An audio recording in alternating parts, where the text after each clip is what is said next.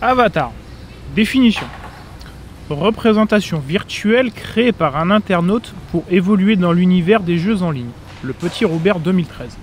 Passer une journée au parc de Bercy à Paris avec Avatar, street artiste en herbe.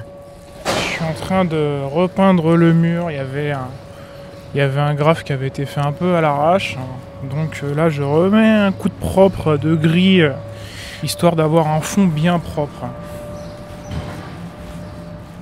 Du coup, qu'est-ce qu'on fait aujourd'hui ?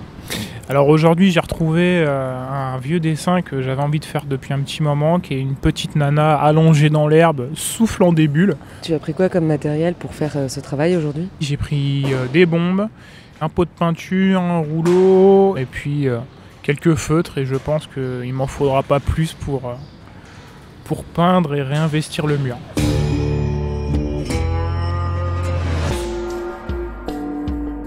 Quel est le premier personnage que tu as créé ? Un petit personnage avec de longs cheveux et une petite casquette. Et en fait, c'est un pochoir que j'ai fait pour mon meilleur ami.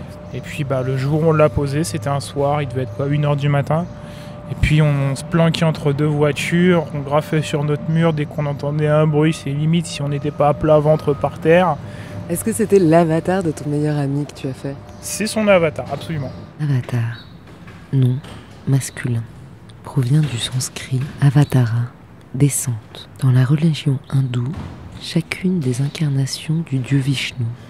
Les avatars, c'est les personnes que j'ai rencontrées ou alors des gens qui sont un peu dans le domaine public, que les gens connaissent. Par exemple, j'ai fait la Joconde, j'ai fait Mario, récemment j'ai fait Babar, et il est prévu aussi que je fasse Casimir avec une barbe. En même temps, c'est des personnages de l'enfance ? C'est vrai que moi, quand j'étais petit, j'ai été un petit peu bercé au dessin animé, au Walt Disney. Ce rêve bleu, c'est un nouveau monde en couleur. Et puis, disons que les dessins animés, c'est un petit peu mon style, quoi. C'est un style qui est très, très enfantin. D'ailleurs, beaucoup de gens me font la remarque que mes personnages s'inspirent beaucoup de South Park, un petit peu les Simpsons. Disons qu'en faisant ces personnages un petit peu hors normes, je leur fais pas de doigts, je leur fais pas de nez, ça leur donne aussi un style qui fait que je pense que même sans mettre mon logo Avatar, on peut les reconnaître et on peut reconnaître le style de l'artiste. Alors la Joconde, c'est probablement le seul tableau que tu as avatarisé, on peut dire ça comme ça ? C'est pas la seule, j'en ai fait une autre qui n'est pas visible dans la rue, mais que j'ai fait sur toile, qui est la jeune fille à la perle. Est-ce que tu as une formation académique ? J'ai un simple CAP et un bac professionnel dans l'enseigne, le signalétique et le décor.